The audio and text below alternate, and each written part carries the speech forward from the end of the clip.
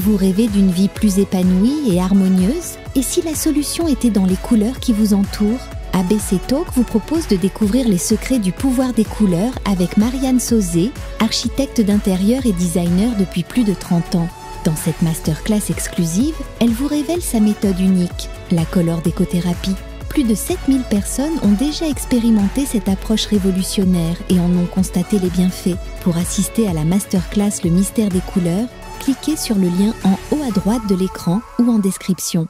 Quand tu as été trahi, quand tu as été humilié, quand tu as été rejeté, quand tu as vécu toutes les blessures émotionnelles qui sont impactantes et celles qui te fragilisent énormément intérieurement, ton estime de toi, à un moment donné, tu la perds.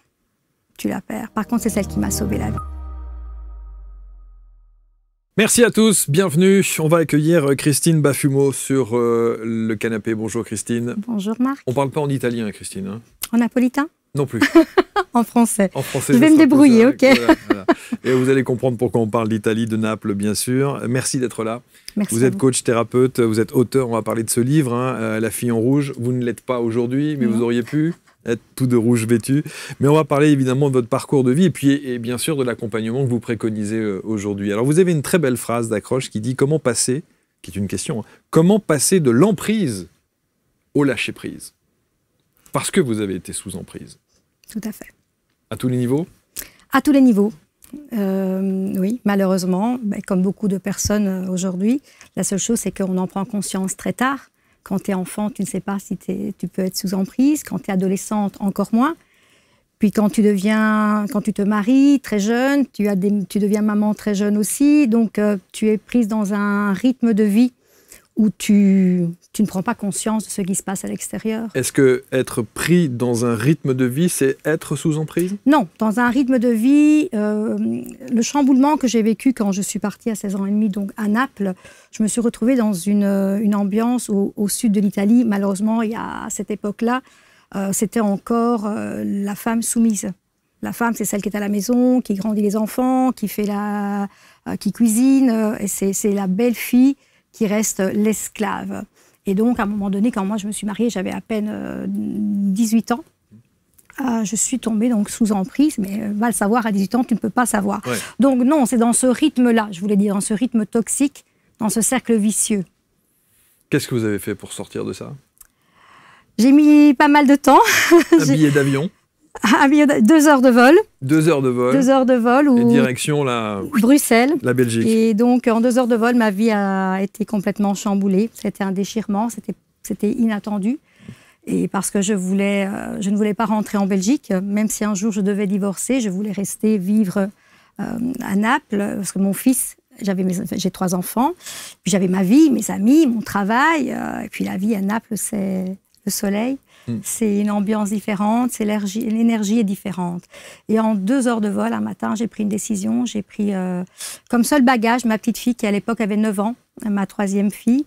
Et je suis arrivée donc en Belgique où, en 2 heures de vol, tout s'est éteint autour de moi. Il n'y avait plus d'interrupteur, il n'y avait plus de lumière, il n'y avait plus rien. Mais c'était une question de survie. C'était une question de survie. Personnellement, pour moi, c'était une question de survie. Ouais. Sachant que vos 2 autres enfants étaient restés là-bas. Mon fils est resté là-bas, il avait 24 ans à l'époque, donc je ne pouvais pas l'obliger, donc il travaillait déjà. Une de mes filles était ici en Belgique parce qu'elle avait entamé donc son parcours universitaire de médecine. Et donc elle étudiait déjà ici en Belgique. Et c'est ça qui a fait en sorte mon accroche, parce qu'elle était revenue vivre chez mes parents. Et donc en 2 heures de vol, voilà, tout s'est éteint autour de moi. Qu'est-ce que vous faisiez en Italie? Je travaillais dans l'événementiel. Dans tout ce qui est le monde de la photographie, l'événementiel. J'étais graphique, community manager. Et donc une vie assez mouvementée. Ouais. Toujours riche. Très riche. Alors je suis arrivée au stade que toute femme voulait à cette époque-là, parce qu'aujourd'hui je pense que c'est différent pour les femmes. À cette époque-là, on voulait le mari, la famille, les enfants, la belle maison, le beau travail. Alors moi j'étais arrivée vraiment au sommet de tout. Et quand je suis arrivée au sommet de tout, il y a quelque chose qui a déclenché, qui a fait que j'ai dû prendre une décision. Et donc, comme on sait, décider, c'est pas facile, et décider, c'est souffrir.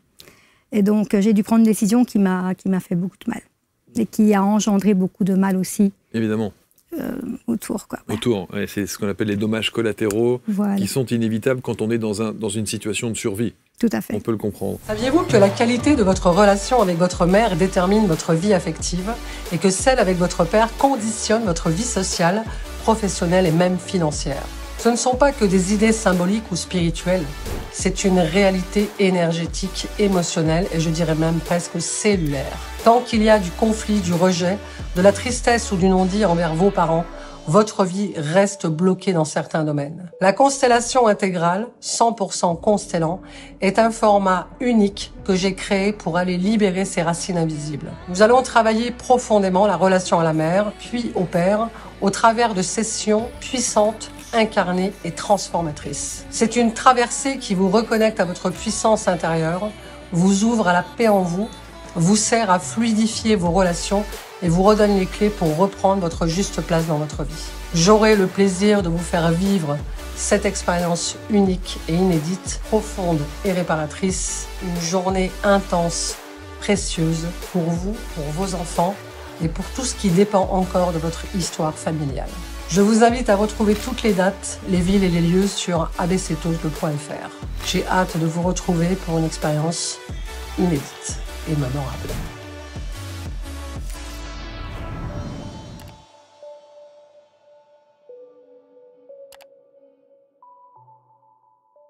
De là à devenir coach thérapeute,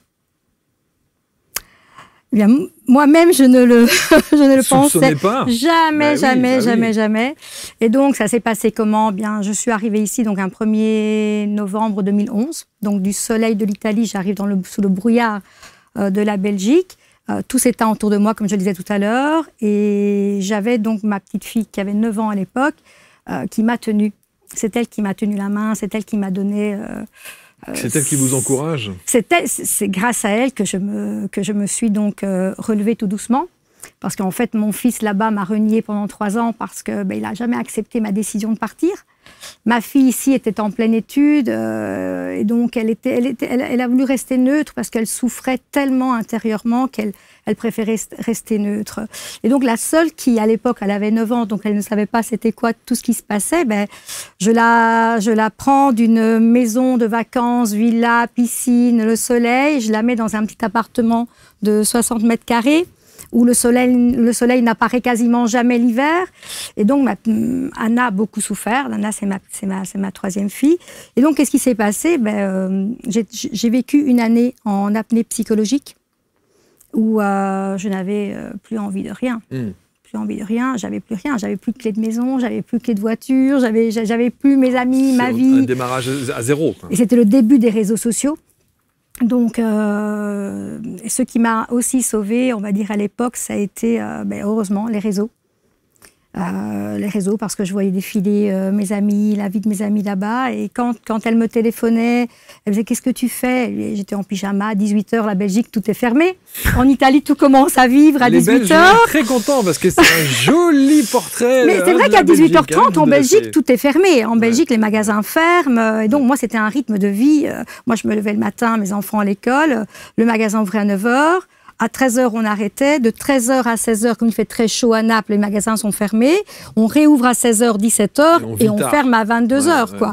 Donc, mon rythme de vie, c'était... et donc, là, en 2 heures de vol, tout a changé.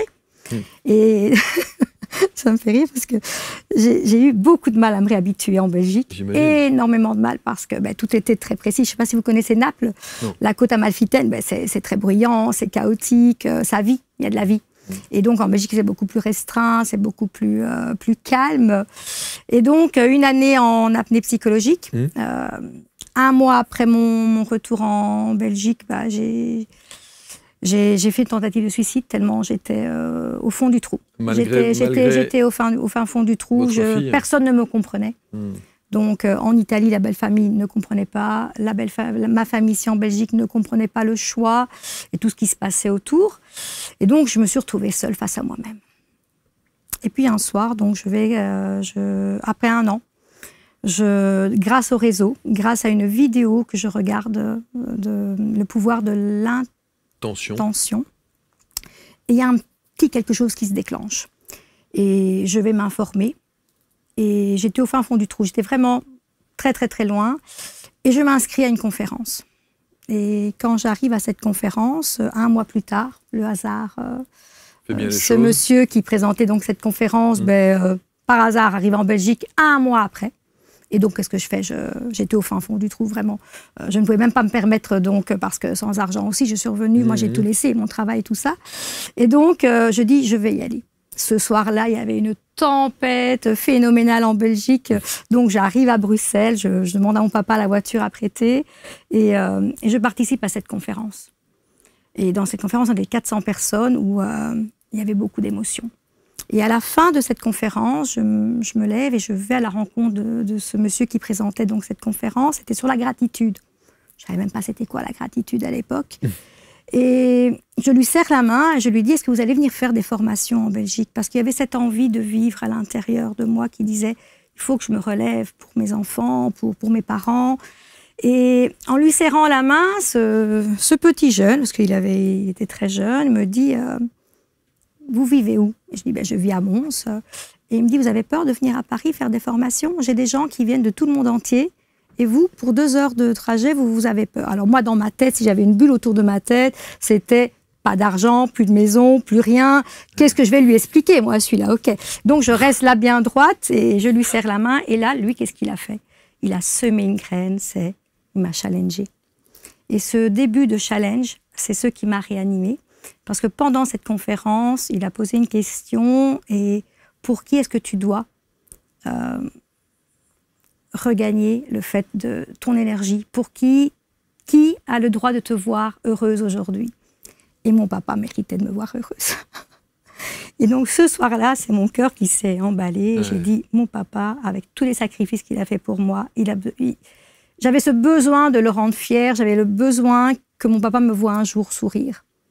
Et c'est étonnant que... Alors, étonnant, non, je ne sais pas si c'est le bon mot, mais c'est pas votre fille que vous mettez en avant à ce moment-là? Ce soir-là, non. Ce soir-là, non. Ma fille m'a accompagnée, ma fille m'a tenu la main parce que je ne pouvais pas la lâcher. C'est celle qui a le plus souffert. Ouais. Et Anna était basculée donc en 2 heures de vol. Le lendemain, je m'en vais l'inscrire à l'école. Elle ne parlait pas français, rien du tout. Et oui. Et donc, c'est une petite fille qui a beaucoup souffert. Donc, Anna, c'est celle qui m'a... Ça a été mon pilier. C'est celle qui me maintenait quand moi, je flanchais. Anna était derrière. Maman, relève-toi. Et puis, ce soir-là, ça a été le déclencheur. Ça a été, Donc, vous allez à Paris? Et donc, quelques mois plus tard, je trouve du travail. Du travail. Et là, je me mets tout le monde contre moi parce que qu'est-ce que tu vas aller faire à Paris? Alors, le développement personnel, à l'époque, c'était quelque chose de pas très à la mode comme aujourd'hui. Et donc, je me lance et je m'inscris au cycle coaching. Et je suis allée donc à Paris faire des cycles, des week-ends. Et donc, quand j'allais là-bas, je ne vais pas vous mentir, j'avais même pas 50 € dans ma poche, je partais tout juste. Mes filles étaient bien à la maison, donc elles ne manquaient de rien. Je disais à mes parents où j'allais, mais souvent, c'était « mais ça va servir à quoi ?» Et j'ai eu personne qui m'a, on va dire, réconfortée ou qui m'a maintenue, qui m'a soutenue. Et avec des peurs légitime en tant que parent. Tout à fait, on peut comprendre ça. Aujourd'hui, avec le recul, on peut le comprendre, même si sur l'instant, c'est dur à vivre, évidemment. Et donc, j'allais passer donc ces 2 jours là-bas. Et c'est vrai que ce petit jeune avait raison, parce que quand j'étais là-bas, dans les week-ends, il y avait des gens de partout, mais du monde entier. Et donc, ça a été très beau. Et c'est ce qui m'a, au début, donc la première année, c'est ce qui m'a beaucoup relevé. Mais en même temps, j'ai rencontré une personne qui aujourd'hui n'est plus de ce monde, c'est Sergio, mon maître Reiki, qui m'a adressé, donc, qui lui m'a initié au Reiki. Je faisais des petits jobs en noir pour me gagner un peu la vie. Donc j'avais pris le bon de Naples. J'avais appris à photographier, j'étais graphique designer, donc j'ai commencé à photographier des petits événements ici en Belgique. Je donnais ma petite carte de visite. C'était pas facile au début, hein. La vie elle est chère en Belgique. Et donc, un soir, mon oncle me dit, Christine, j'ai les 50 ans de mariage de mon meilleur ami, je veux que ce soit toi qui viennes photographier. Et ce monsieur, donc, c'est Sergio. Et Sergio m'a observé toute la journée. Moi, toujours dans ma souffrance intérieure. Alors, extérieurement, personne ne voyait, parce que j'ai le sourire facile, je suis très disponible, on va dire, très sociale. Et donc, Sergio, à la fin de la journée, il est venu me féliciter. Et ce monsieur me dit, Christine, je veux t'offrir une séance de Reiki. Alors moi, le Reiki. Je savais même pas c'était quoi. De la gratitude au Reiki. De la gratitude au Reiki, il va savoir. Et donc, Sergio m'invite à faire une séance de Reiki. C'était comme si on m'empêchait d'y arriver. J'ai mis plus de 2 semaines à arriver. Donc, il habitait à la Louvière à l'époque. Si c'est 20 minutes de Mons, et à chaque fois, j'avais un problème sur l'autoroute. Ma voiture s'arrête à la sortie de la Louvière. Et il me dit, il faut que tu viennes faire cette séance. J'arrive à faire cette séance, je me mets sur ma table. Et donc là, je ressors. Il ne m'a jamais posé de questions sur mon passé, sur ce que je vivais, rien. Puis quelques mois plus tard, j'étais restée en contact avec lui. Et donc Sergio est un monsieur que, quand il est décédé, il avait 75, 76 ans. Hein, et il me dit, Christine, je fais une formation Reiki, c'est le premier niveau. Je veux vraiment que tu viennes la faire parce que tu es faite pour ça. Et moi, je lui dis, qu'est-ce qu'il me raconte? Alors, parler de Reiki à mes parents, à mes enfants, vous imaginez les gourous, les charlatans, c'est quoi de ça? Alors j'étais dans une atmosphère vraiment... Et puis un matin, samedi matin, c'était donc le jour de la formation, c'était 2 jours. Et je dis aux filles, écoutez, je vais quand même aller à cette formation. Voilà, au pire, qu'est-ce qui peut m'arriver? Je me douche, je m'habille, puis je m'en vais à cette formation. Et j'arrive juste 10 minutes en retard, donc ils étaient déjà tous à table, il y avait 15 personnes, et ce maître Reiki. Et Sergio me fait signe, alors moi, pour pas déranger, je m'excuse et je me mets à côté de lui. Et je passe toute cette journée, et je passe tout le week-end. Et à la fin donc du week-end, au moment où tout le monde remercie et tout le monde donne un peu ses sensations, les impressions du week-end, qu'est-ce que tu as appris, qu'est-ce que ça t'a apporté, ben, tout le monde passe son tour et moi je suis la dernière à côté de Sergio. Et donc à un moment donné, ben, Sergio me dit, ben, et toi Christine, à toi maintenant de te présenter. Alors moi, je dis, ben, Christine, celle que vous avez connue hier et aujourd'hui, et j'explique en quelques mots. Donc ben, il y a quelques temps, je suis arrivée de Naples, donc j'essaie d'avancer, j'essaie de me reconstruire, c'est pas facile. Et là, j'ai toutes les personnes qui sont là et qui m'applaudissent. Et à un moment donné, là, je me sens vraiment dans la gratitude. Je dis, qu'est-ce que... Et chacune de ces personnes, il y avait des hommes et des femmes, sont venus me féliciter, me dire, Christine, on aurait cru que tu étais une formatrice. On aurait pensé, jamais on n'aurait pensé ce que tu as à l'intérieur, ce que tu vis à l'intérieur, tu ne l'as pas montré pendant 2 jours. Et ça a été quelque chose que... C'est révélateur. Là, ça a été l'étincelle qui m'a vraiment... Broum. Et là, la fille en rouge est arrivée.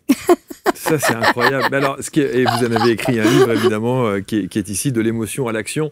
Et on va voir de quelle manière, en tant que coach thérapeute et experte dans les thématiques liées justement à l'estime de soi, vous en manquiez? Quand tu as été trahi, quand tu as été humilié, quand tu as été rejeté, quand tu as vécu toutes les blessures émotionnelles qui sont impactantes et celles qui te fragilisent énormément intérieurement, ton estime de toi, à un moment donné, tu la perds. Tu la perds. Par contre, c'est celle qui m'a sauvé la vie. Parce que toute petite, mon papa m'a appris à m'aimer. Toute petite, mon papa m'a appris à toujours être bien, à toujours être souriante. Et papa était un battant. Et je pense avoir pris beaucoup de son caractère. Et donc, à un moment donné, oui, tu es fragilisé, tu es tellement vulnérable, tu te sens tellement... Tu traverses l'obscurité parce que tu n'as plus rien quand tu es rejeté par le monde entier. Dans le sens, quand je dis le monde entier, c'était mon monde à moi. Bien sûr. Mon monde à moi qui s'écroule d'un coup. Ça a été, je dis tout le temps, ça n'a même pas été un tremblement de terre, ça a été un tsunami émotionnel. Parce que le tremblement de terre, encore, quand tu te réveilles d'un tremblement de terre, tu peux reconstruire avec ceux qui s'est détruit. Un tsunami, c'est quand tu te réveilles et tout est rasé autour de toi. Et moi, c'est ce que j'ai vécu, le tsunami, et donc ça n'a pas été... Et un petit peu à la fois, la fille en rouge, donc cette photo, c'est celle que j'ai faite un soir, donc quand je vous raconte donc, de la gratitude au Reiki, eh bien, 2 ans après, cette fille en rouge a commencé à respirer. Et pourquoi? J'ai commencé donc à avoir des résultats par rapport à ce que j'apportais aux personnes. Et donc, je suis devenue maître Reiki. Et le Reiki m'a beaucoup, beaucoup apporté. Et puis, je suis quelqu'un qui travaille énormément au niveau émotionnel, ce qu'on ne m'a pas appris. Parce que pendant l'année que j'ai fait donc, en développement personnel, on parlait d'action. Allez, action, action, action. Faut foncer, faut faire, faut te relever. Mais on ne parlait jamais qu'est-ce que tu ressens à l'intérieur. Et le Reiki, par contre, lui, c'était le contraire. C'était Qu'est-ce que tu ressens à l'intérieur? Et à un moment donné, donc, j'ai lâché le développement personnel, j'ai lâché les cycles coaching, qui étaient devenus aussi un marketing d'un coup. Et là, j'ai créé, je me suis dit, mais qu'est-ce qui se passe à l'intérieur de moi? C'est quoi les émotions? Mes émotions? Qu'est-ce que je ressens? Et c'est de là que j'ai créé donc de l'émotion à l'action. Et je garde le titre de coach et de thérapeute parce que sans thérapie, le coaching, il ne sert pas à beaucoup de choses. On doit d'abord aller... Alors, guérir, quand je dis guérir, c'est entre guillemets. Guérir, c'est comprendre son chemin. Et moi, j'avais besoin de comprendre mon chemin. Et ça, je l'ai fait quand j'ai décidé d'écrire mon livre. Mais vous savez que quand on écoute votre histoire, c'est assez étonnant. Enfin, et en même temps, pas tant que ça, mais c'est incroyable à quel point la vie a ponctué les étapes. C'est-à-dire toutes ces rencontres, tout ce qui fait qu'à un moment donné, tout vient à vous, dans la douleur, certes, dans le doute, dans les peurs, dans l'incompréhension, dans la nuit noire de l'âme, comme certains l'appellent. Comme si tout était tracé. Mais tout est tracé, quoi. Comme vous l'avez dit, hein, dans l'obscurité. Ouais. C'est pour ça que les personnes, souvent, quand j'ai des personnes qui traversent l'obscurité, c'est là que tu vas trouver tes forces. C'est là que moi, j'ai trouvé. Paradoxalement. Ouais. Donc aujourd'hui, vous accompagnez? Oui. Et c'est merveilleux de la transformation qu'il peut avoir. En fait, je suis devenue la thérapeute et la coach que j'aurais voulu avoir à l'époque. C'est ça. Parce que je n'ai pas eu quelqu'un qui m'a tendu la main. Alors, au tout début, je n'ai même pas été suivie psychologiquement. D'ailleurs, un mois après mon retour d'Italie, si je reviens 2 minutes en arrière, que j'ai fait ma tentative de suicide, c'était 1 mois. J'avais à peine 40 ans. Et quand je me suis retrouvée aux urgences, je suis restée 3 jours sans parler, sans respirer. Il n'y a pas une infirmière ou un docteur qui est rentré dans ma chambre et qui m'a demandé qu'est-ce que vous ressentez, comment vous... La seule chose dont je me souviens, c'est quand je suis sortie après 5 jours, je suis rentrée dans une pièce. Je ne sais même plus vous dire si c'était un homme ou une femme qui m'a accueillie. Il y avait un papier sur le bureau avec un stylo. Et la seule question qui m'a été posée, c'est: est-ce que vous êtes consciente de ce que vous avez fait? J'ai répondu oui. J'ai signé et je suis sortie. Et c'est comme si on m'avait rejetée. Et donc aujourd'hui, quand j'ai des personnes en face de moi, c'est comme si j'entendais leurs émotions, c'est comme si je ressentais. Et donc je leur tiens la main. Et le programme, le programme de l'émotion à l'action, c'est par étapes. C'est 1 mois d'abord, où je me concentre, où je décortique la personne, l'intérieur de la personne. Et c'est ça qui est beau. Et de l'émotion, vous voyez, en séance, je leur fais comprendre que ce qu'ils ressentent à l'intérieur, c'est très important.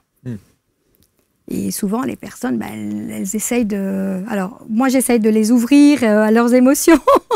Et et donc, c'est ça qui est beau, que le moment où il y a la connexion, la reconnexion, surtout quand je retourne un peu dans l'enfance, parce que ce sont des émotions élastiques. Ce que tu ressens aujourd'hui, c'est ce que tu as ressenti quand tu étais enfant. Les masques que tu portes aujourd'hui, c'est parce que l'enfant que tu as été, ton enfant intérieur, quand il a été blessé, il n'a pas eu les outils pour se défendre. Et donc, tu grandis avec des masques et toute ta vie. Et aujourd'hui, quand tu deviens adulte, que tu sens ce vide intérieur, quand tu te sens pas à ta place, où tu vis des schémas répétitifs, où tu as des réactions inconscientes, tout part de l'enfance. L'enfance et l'adolescence. Moi, c'est ce que j'ai fait avec mon livre, c'est l'alignement entre l'adulte que je suis aujourd'hui.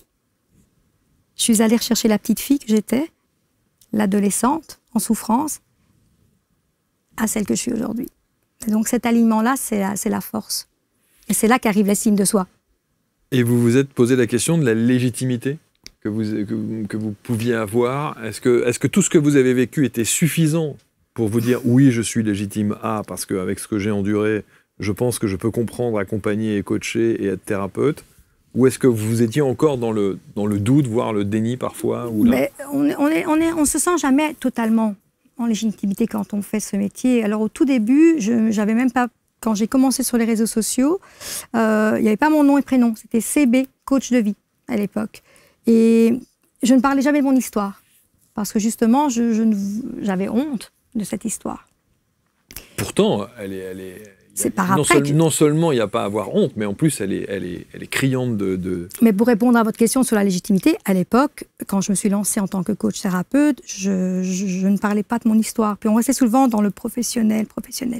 Puis à un moment donné, je me suis dit, quand j'entendais donc les personnes qui venaient déposer leur bagage émotionnel au cabinet, eh bien là, à un moment donné, je disais, mais je me retrouvais, je me disais, oh là là, mais si j'étais elle, je rebondis. Si elle avait été à ma place, qu'est-ce qu'elle aurait fait, quoi? Et donc, des fois, je lançais des petites anecdotes par rapport à mon histoire et je faisais la différence entre le tremblement de terre émotionnel et le tsunami. Et là, la personne me regardait et me disait « Waouh, comment t'as fait ?»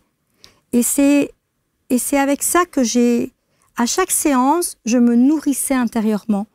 Alors, en donnant donc de ce que j'avais vécu, de cette traversée de l'obscurité, eh bien, j'enrichissais la personne qui était devant moi. Et puis, un jour, je me suis dit, cette légitimité est arrivée quand j'ai voulu écrire mon livre. J'ai dit, comme vous avez dit tout à l'heure, on ne sait pas combien de personnes va le lire, mais même s'il y a une seule personne que je peux aider, c'est mon cadeau. C'est un cadeau, c'est... Alors, aujourd'hui, de l'émotion à l'action, c'est un programme. Oui. C'est un programme qui se présente sous quelle forme?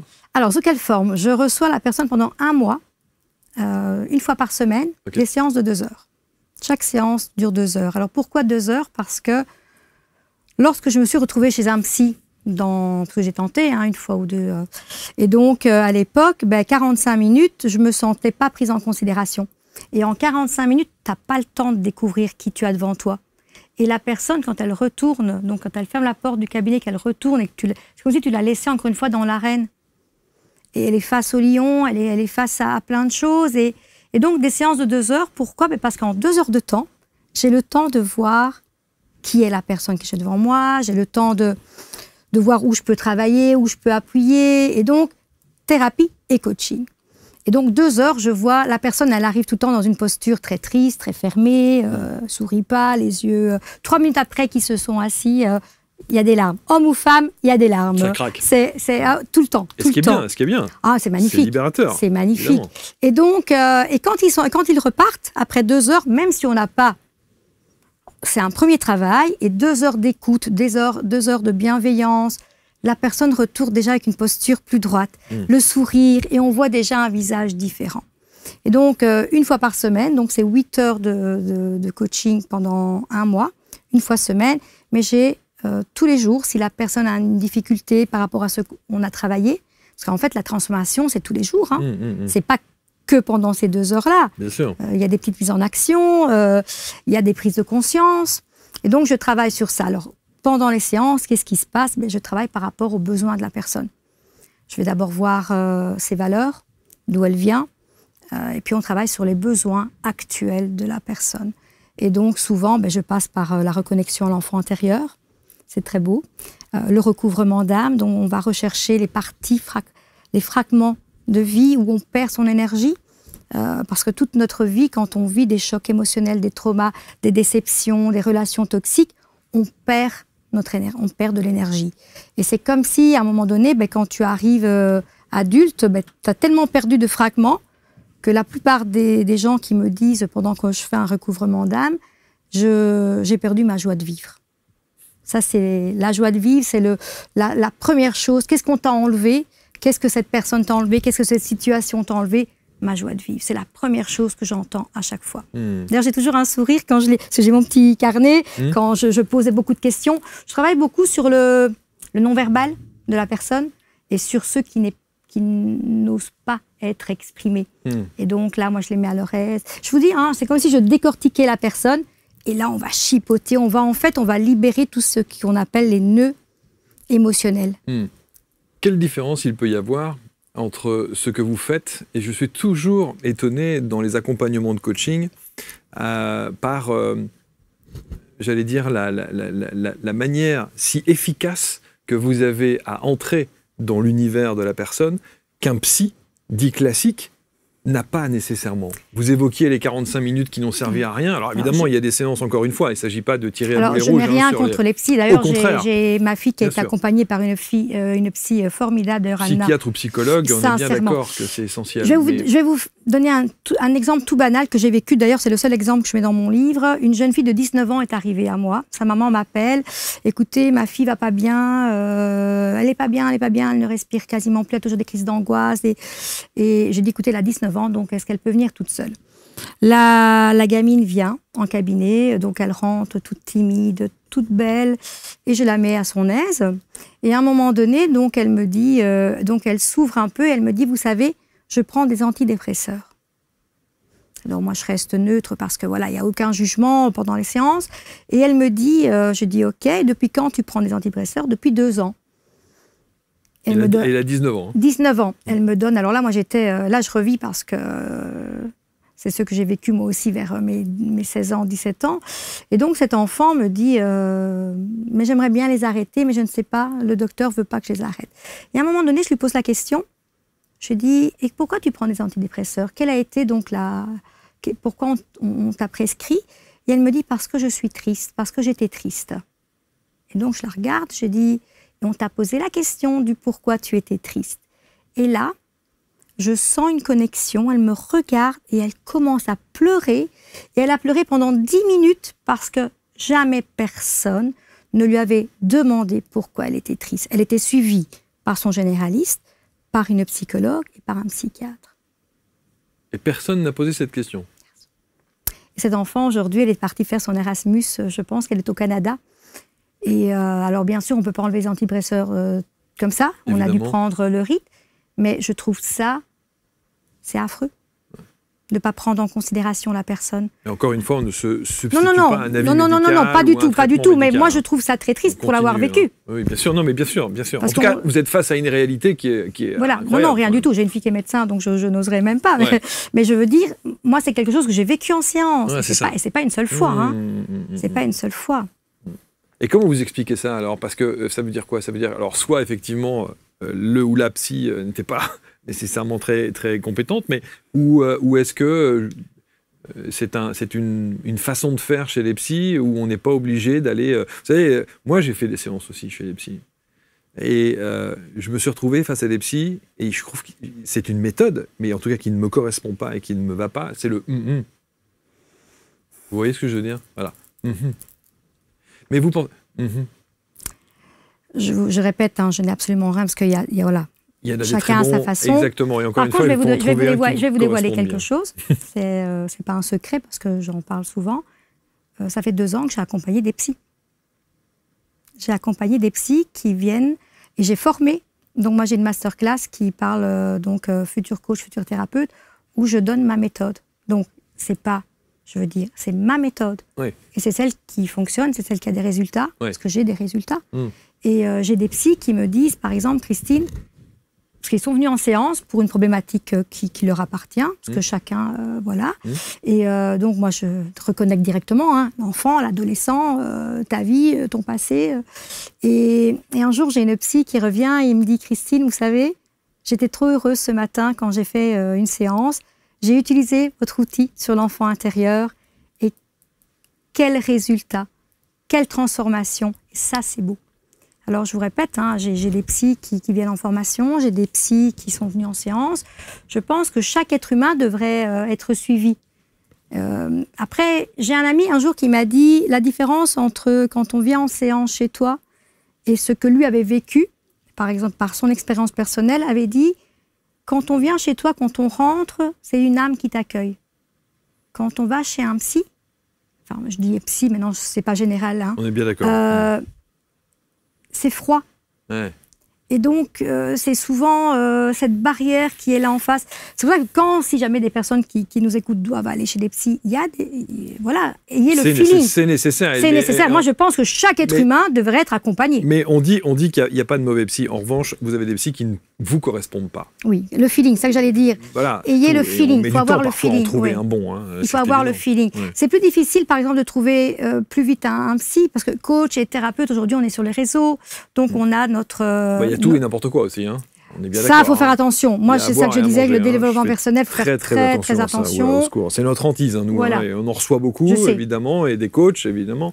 Donc, on essaie d'abord de les sélectionner. Il y a cette écoute qui est très importante avec Sébastien, d'ailleurs, que je salue au passage. Et puis ensuite, il y a les missions que l'on fait ensemble. Et c'est important de bien mettre un cadre pour savoir exactement. Vous savez que moi, souvent, pendant mes accompagnements, pourquoi le programme de l'émotion à l'action, c'est 1 mois d'abord. Pourquoi?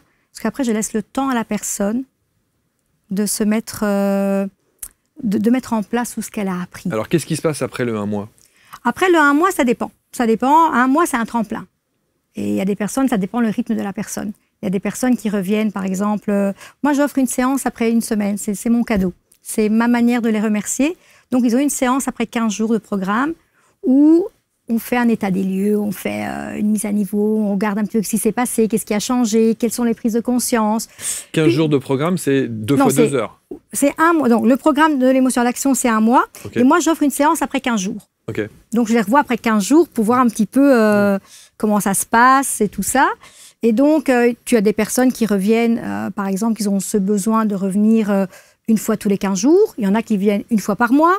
Il y en a que ça leur suffit, parce que c'est intense. Hein. Le programme, c'est 2 heures, mais à chaque fois, je vous promets que c'est des prises de conscience, c'est un éveil. Et donc, j'ai des personnes qui reviennent après 1 an, qui reviennent parce qu'ils savent qu'on va résoudre ensemble une problématique, une décision à prendre. Et moi, c'est comme si je rentrais dans... Moi, aujourd'hui, j'ai même plus ce grand besoin de sortir, d'avoir beaucoup d'amis, parce que les accompagnements, c'est très riche. Et donc, on est tout le temps ensemble, dans le sens connecté. Et c'est ça qui est très beau. D'ailleurs, à la présentation de mon livre, j'ai eu des retours de dingue, et parce qu'ils ne connaissaient pas beaucoup non plus de celle qui est derrière. Et c'est ça qui est très beau. Alors après, évidemment, quand vous parliez de légitimité, on peut aussi se poser la question, quand on vous écoute, même si effectivement il faut lire le livre et bien comprendre d'abord votre parcours et ensuite la manière dont vous accompagnez, mais il n'y a pas de méthode particulière, je veux dire protocolaire. Oui, non. Alors moi, en tout cas, dans mon chemin de renaissance, non. Ce qui m'a beaucoup apporté, moi, ça a été ma curiosité, mon envie de comprendre. Et donc, chaque chose qui me titillait, j'allais en profondeur apprendre. J'ai fait beaucoup de formations. Et je vous ai dit, à un moment donné, j'ai eu les deux. Et puis, à un moment donné, le développement personnel, c'était plus pour moi. Il n'y avait plus... Alors, le plus bel outil qui m'a été apporté, c'est l'écriture de mon livre. Bah oui. Ça a été... Vous savez que je me suis isolée pendant 10 mois. Je suis partie 10 mois, j'ai eu ce grand besoin de solitude. Et j'étais pas seule, hein. J'étais face à moi-même. J'étais face à la petite fille, face à l'adolescence. Vous êtes allée où? À Chimay. Alors, Chimay, c'est une super belle ville de Belgique, mais en pleine campagne, où il y avait des... Alors, c'était en plein été, parce que, voilà, c'était très beau. Donc, le matin, 5 h du matin, j'avais une petite lueur dans ma chambre, de la fenêtre de ma chambre. Je me réveillais, j'allais sur la terrasse, et je me reconnectais à ce que les gens, aujourd'hui, oublient de faire. L'essentiel, la nature, le lever de soleil, le chant des oiseaux. Ça, vous l'avez fait 10 mois? 10 mois. Donc, vous l'avez fait 1 mois et demi avec le soleil.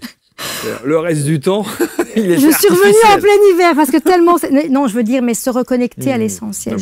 Je passais... Aujourd'hui, ce que moi j'essaye en tout cas pendant mes séances, c'est de reconnecter la personne à elle-même, à son corps, à son âme. Les gens courent tellement, la vie est tellement frénétique. Les enfants, le travail, les burn-out. Moi, j'ai vécu un burn-out. Vous avez fait un burn-out. D'ailleurs, c'est pour ça que tout à l'heure, je faisais la différence. Le trop de développement personnel, c'est pas bon. Parce que quand on te met trop dans l'action, sans comprendre qu'est-ce qui se passe à l'intérieur, tu te casses la figure. Mais c'est parfois très paradoxal, parce que souvent on entend « faut être focus ». Dans le développement personnel, on entend ça en permanence. Restez focus, ne lâchez rien, faites ceci, faites cela. C'est un discours qui me gêne un peu, moi, au bout d'un moment. Moi, souvent, je dis « foutez-vous la paix ». Quand tu ressens de te foutre la paix, fous-toi la paix. Parce que on t'a mis sur... Tu es arrivé sur Terre, c'est pas pour subir. C'est pour vivre. Alors oui, la vie, elle n'est pas facile. Hein. Moi, dans mon livre, j'appelle ça une traversée de l'océan en flammes, parce que ma vie a été un océan en flammes. Et donc, c'est apprendre, comme les surfeurs, hein, à maintenir, à trouver l'équilibre. Un surfeur, il ne sait pas surfer le premier jour. Il doit s'entraîner, se discipliner. Les gens ont beaucoup de mal avec l'entraînement, enfin, s'entraîner, se discipliner. Mais alors, ça veut dire que, donc effectivement, il y a cet accompagnement, et puis ensuite, on est face à la réalité de la vie quand on sort du tête-à-tête qu'on peut avoir avec vous. Avec une différence. Tu deviens acteur de ta vie. Tu n'es plus spectateur. Souvent, quand tu arrives en séance, c'est parce que tu es devenu spectateur de ta vie. Tu subis. Donc, tu es en mode automatique, pilote automatique, on appelle ça. Et quand ils prennent conscience, quand le programme se termine, ben, c'est déjà un tremplin, c'est un début. Et là, je redeviens actrice de ma vie, acteur de ma vie. Être acteur de sa vie, ça veut dire quoi? Ben, c'est choisir ce qu'on a envie de faire. S'autoriser à dire non? S'autoriser, surtout. Moi, ça a été, mon hypersensibilité a été ce qui a ruiné une grande partie de ma vie. Parce qu'encore une fois, on m'a jamais appris c'était quoi quelqu'un d'hypersensible. On m'a jamais appris à dire non. Il faut toujours être gentil, il faut toujours dire oui, il faut toujours être disponible, il faut toujours tout bien faire. Et mon hypersensibilité, c'est ce que je raconte dans mon livre. J'ai transformé cette hypersensibilité souffrante en une hypersensibilité épanouie. Parce qu'aujourd'hui, je suis hypersensible. Mais je pose mes limites. Je me respecte. Je suis dans ma bulle. Constamment dans ma bulle. D'ailleurs, toutes les personnes que j'accompagne savent pourquoi je parle de la bulle, quoi. C'est la chose la plus importante. Se respecter, ça a été se choisir. Souvent, quand tu es maman, quand tu as des enfants, tu as un mari, tu as une famille, tu as très peur de te choisir parce que c'est égoïste. Mais non, c'est pas égoïste. C'est de l'égoïsme sain parce que tu apprends à te respecter. Je fais souvent la métaphore de quand tu es dans l'avion et que tu sais que l'avion il va avoir un crash. Et tu es avec tes enfants à côté de toi. Et tu dois prendre le masque à oxygène. À qui tu le donnes en premier? À soi-même. C'est d'ailleurs recommandé à chaque fois qu'il y a une et souvent, en séance, on me dit « mes enfants ». On dit « mes enfants ». Et j'ai dit « ton enfant, si toi tu meurs, tu vas faire comment ?» Donc toi d'abord, comme ça tu peux mieux donner à ton enfant. Tu peux mieux le sauver, on va dire, dans ce cas du crash. Donc se choisir, c'est important. Est-ce qu'on peut dire que les accompagnements sont avant tout basés sur une question de bon sens? C'est quoi du bon sens? Je vous pose la question. Alors, mes accompagnements, je ne vends pas de la magie. Ils savent très bien que je bouscule beaucoup quand c'est le moment de bousculer. Je respecte le rythme de la personne. Alors, pour avoir traversé ce que j'ai traversé, c'est pour ça d'ailleurs que j'ai aussi écrit le livre « Me sentir légitime » pour pouvoir le dire. La vie, elle n'est pas simple. La vie, elle n'est pas facile. C'est comme le yin et le yang, le blanc et le noir, le côté obscur, le côté lumière. Tous les jours dans ta vie, tu auras des moments où tu vas rire toute la journée, puis tu auras des moments où tu ne vas pas être bien, tu vas peut-être vivre un deuil, tu vas peut-être vivre une déception. Et donc, c'est trouver l'équilibre, le chemin. Et donc, ton chemin, c'est toi qui es sur ton navire et c'est toi qui es le capitaine de ton navire. Et puis alors, oui, bien sûr, il y a des personnes qui vont monter dans ton navire, il y en a qui vont descendre. Des moments où tu vas avoir besoin de te mettre près d'une île pour te reposer. C'est difficile aujourd'hui de se choisir et de choisir aussi qu'est-ce qui nous fait du bien, qu'est-ce qui nous anime, qu'est-ce qui nous fait vibrer. Parce qu'on est de passage sur la Terre. Et beaucoup de gens perdent leur temps dans des colères, dans des injustices. Alors oui, les injustices font partie de la vie. Alors la colère, vu que je viens de la nommer, c'est quelque chose, c'est un poison. La colère, c'est quelque chose de très bon si tu apprends à te respecter. Si tu te mets en colère, c'est qu'une de tes valeurs n'a pas été respectée. Et donc l'émotion, elle est là pour te dire attention à toi. Mais si tu restes en colère toute ta vie contre, par exemple, l'ex-mari, la belle-famille ou ton patron, c'est la colère à l'intérieur, si tu n'arrives pas à l'exprimer d'une façon légitime, elle te pourrit intérieurement. C'est un poison intérieur, en espérant que les autres... c'est comme si tu buvais du poison en espérant que l'autre se fasse mal. C'est impossible. Donc la colère, il faut... Moi, je mets les gens en colère en séance. En séance, moi, c'est une bonne énergie. Hein. J'ai des exercices où on explose la colère. Hein. Et ça fait du bien. Une bonne émotion, en tout cas. Ça fait du bien. Oui, ça peut, exploser, bien sûr. S'autoriser à se mettre en colère. Votre livre, donc, de l'émotion à l'action, qui est aussi le programme et qu'on présente ici sur l'écran. Quand on écrit un livre comme ça, qui est pour le coup purement autobiographique, c'est pas un roman. Non. Tout est vrai à l'intérieur. En tout cas, c'est votre vérité. Est-ce que votre famille l'a lu? Oui. Alors, Est-ce que votre belle famille l'a lu? Je ne pense pas, parce qu'il n'est pas encore traduit en italien. C'est très prochain. Mais j'ai essayé de ne pas... Non, c'est pas que j'ai essayé. J'ai raconté mon histoire avec beaucoup d'amour, sans vouloir vexer ou toucher des personnes. J'ai raconté mon vécu, ce que j'ai vécu. Alors, la plus petite de mes filles l'a lu. Elle m'a félicité. Elle ne m'a pas posé de questions. Et ma maman l'a lu. J'ai cru qu'elle allait avoir un infarctus en 3 jours. Ma maman, elle a 77 ans. Hein. Elle était sur le fauteuil. C'était la première lectrice. Le premier, donc la première épreuve que j'ai reçue à la maison, maman l'a pris et j'ai dit, ouh là là là là là là. Je dis, ma mère, elle lâche pas mon livre. Je dis, elle va. Oh. J'ai eu peur pendant 3 jours. Elle m'a pas posé de questions non plus. Mais ça veut dire quoi? Comment vous l'interprétez, ça? Je l'interprète, c'est une forme de respect peut-être aussi pour moi, ouais, mais pour elle aussi. Parce que je parle quand même de personnes dans mon livre, je raconte et je le répète, hein, ça n'a pas été que j'ai pointé. D'ailleurs, il y a le prénom de personne dans mon livre. Même mon ex-mari, il n'y a pas son prénom. D'ailleurs, j'ai eu des messages qui m'ont dit « Madame, mais comment vous avez fait? Vous n'avez jamais mis le nom ?» J'ai dit « Non, j'ai pas voulu. J'ai pas voulu, parce que ça n'a pas été écrit dans le but de faire mal. De faire mal, non. Oui, c'est pas un règlement de compte. Non, c'était vraiment de tendre la main aux personnes qui vivent des histoires. Mais en tout cas, juste pour terminer sur votre famille, vous pensez que, et c'est souvent ce que moi je pense quand on écrit un livre, et notamment autobiographique, vous pensez que votre famille a pris conscience qu'il s'était trompé, qu'il n'avait pas fait ce qu'il aurait peut-être dû être fait? Ils ont découvert beaucoup de choses. Ils ont découvert beaucoup... Ils n'imaginaient peut-être pas l'ampleur. Non. Et puis surtout mes enfants, les deux filles qui l'ont lu aujourd'hui, elles ont mis des mots sur la maman, parce qu'elles n'ont pas vécu. Mes enfants, quand j'ai traversé des périodes, j'ai eu une période très traumatisante quand un jour mon mari m'annonce que sa maîtresse est enceinte et qu'elle accouche dans 1 semaine. Et donc mes enfants sont quand même plus petits à l'époque, donc on ne comprend pas. Donc là, ils ont eu des réponses à certains de mes comportements, de pourquoi je suis restée. Je suis restée d'abord parce que lui m'a demandé mon aide. Il m'a demandé de lui tendre la main parce qu'il avait votre ex-mari beaucoup de mal à accepter donc, cette situation. Et j'ai demandé le divorce à l'époque, mais je voulais rester en Italie. Donc je pensais divorcer et rester en Italie. Et souvent, on m'a critiqué pour avoir accepté. Alors, je n'ai pas accepté ce que les gens ne savaient pas à l'époque. J'ai préservé mes enfants. Parce que mes enfants, aujourd'hui, ont tous les 3 une belle situation. Et si je les avais déboussolés à l'époque, si je les avais déchirés à cette époque-là, peut-être qu'ils ne seraient pas ce qu'ils sont aujourd'hui. Mais là, paradoxalement, vous ne vous êtes pas choisi, vous. Non.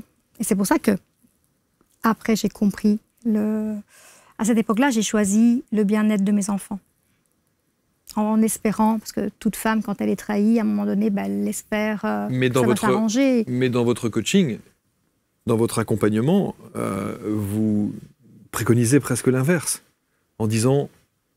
vous devez vous choisir, vous, avant. L'époque où je parle, moi, c'est l'époque avant La Fille en Rouge. Hein. C'est l'époque qui a déclenché. Et donc, à ce moment-là, c'est pour ça qu'aujourd'hui, je préconise, parce que je l'ai vécu. Vous auriez fait différemment si c'était présenté si c'était à refaire aujourd'hui? Ouais. Est-ce que vous auriez préservé vos enfants tels que vous l'avez fait? À cette époque-là? Ou aujourd'hui? Aujourd'hui. Je ne sais pas. C'est difficile. C'est pour ça que je vous dis, je vais au rythme de la personne et quand j'insiste à leur faire comprendre, quand je dis insister, c'est par rapport à leurs besoins, hein, parce que souvent les personnes n'arrivent pas à prendre de décision. Oui. Moi, j'aurais pu ne pas prendre la décision. J'ai mis très longtemps avant de chambouler ma vie et celle de mes enfants. J'ai dû le faire par après. Donc aujourd'hui, c'est pour ça aussi que je dis, oui, peut-être que je le referai aujourd'hui. Délicat, hein? Oui, c'est très délicat. C'est pour ça que je vous dis, c'est mon livre, c'est mon histoire, donc peut-être que ça va éveiller. Parce que dans mon livre, je raconte vraiment toute l'histoire. Et donc aujourd'hui, quand je dis, il faut bien y penser, donc on ne peut pas se mettre à la place de quelqu'un d'autre. C'est sûr. Mais c'est aussi ça, quand on parle de coach-thérapeute, c'est l'accompagnement que vous préconisez, c'est se retrouver face à des situations comme ça. Tout à fait. Et quand vous l'avez vécu, vous avez fait ce choix spécifique-là. Et il n'est pas à commenter ou à juger, bien évidemment. En revanche, maintenant, en tant que coach-thérapeute, vous vous retrouvez face à quelqu'un qui vit la même situation que vous, à l'époque. Alors, je travaille dans ce cas-là, ça m'est déjà arrivé. Je la mets face à sa situation actuelle, face à qu'est-ce qui pourrait arriver.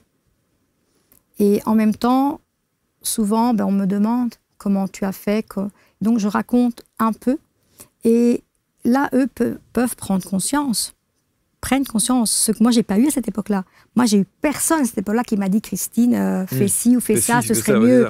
Et donc, on n'est pas là en train de juger. On est là en train de dire, c'est ta décision.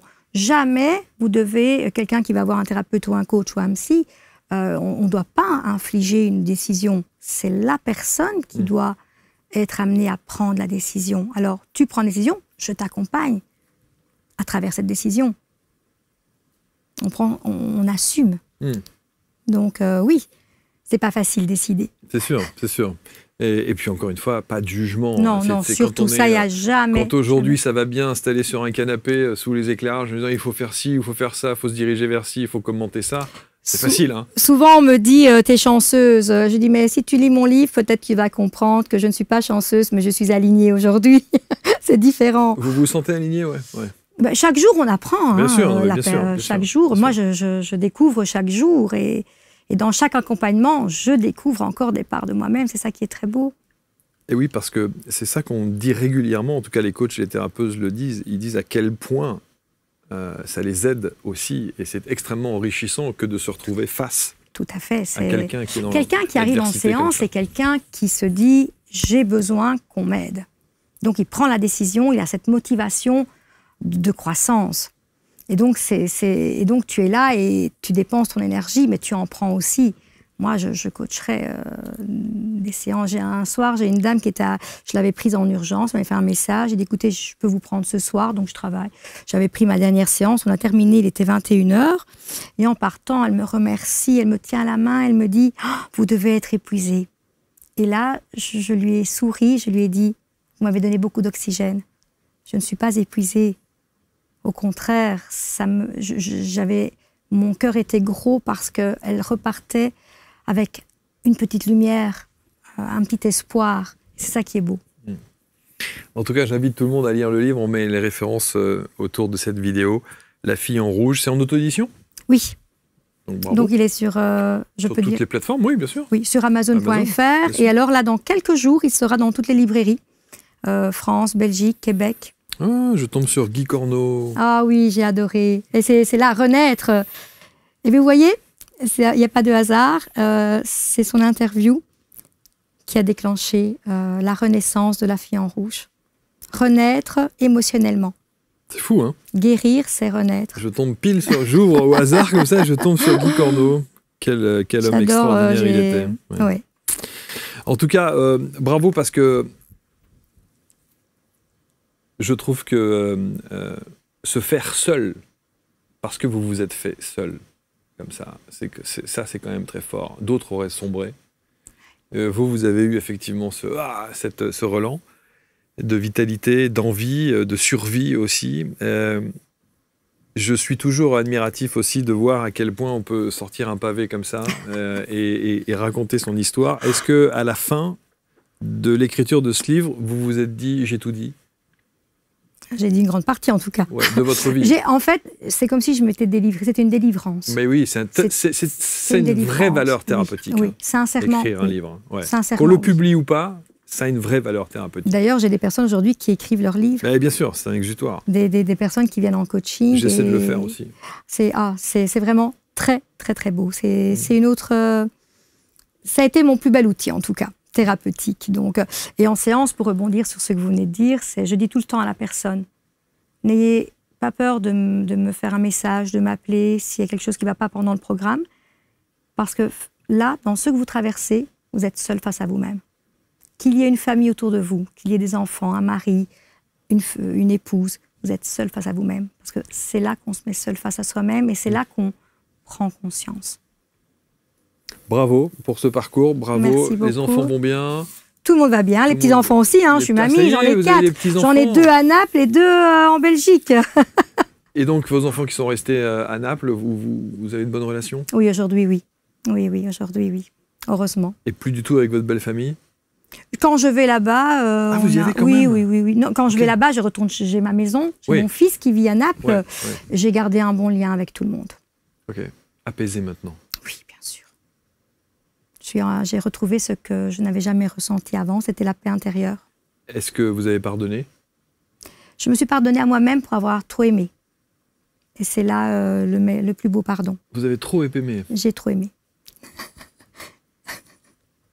Je n'ai pas abandonné. Ouais. J'avais assez donné. C'est joliment dit. Voilà. Merci infiniment, Merci Christine. beaucoup, Marc. Merci, c'est un bel échange. Je sais que ça va être commenté avec bienveillance comme toujours. Et puis, on vous met les liens pour que vous puissiez entrer en contact avec Christine. Vous n'avez pas de site? Pas de site internet, j'ai Instagram, les réseaux sociaux, Facebook. Ouais, oui, les réseaux, oui. Ok. Voilà. Et ça suffit amplement. Merci beaucoup. Merci beaucoup, bon retour dans le plat pays. Merci. À Lons. À Mons. À Mons, pardon. À Mons. À Mons. Pas Lons, Mons. On est bien à Mons. On est bien. On est bien. Sincèrement, j'adore cette ville. Et si vous y allez à Noël, il y a un très joli marché de Noël sur la petite place historique. Oui, très belle. Hein. Qui est jolie. Hein. On appelle ça la petite Bruxelles. Ouais. C'est très beau. C'est très bien. Merci à tous. Merci de vos commentaires. Donc, partagez et on se retrouve très vite pour une prochaine rencontre. Salut à tous.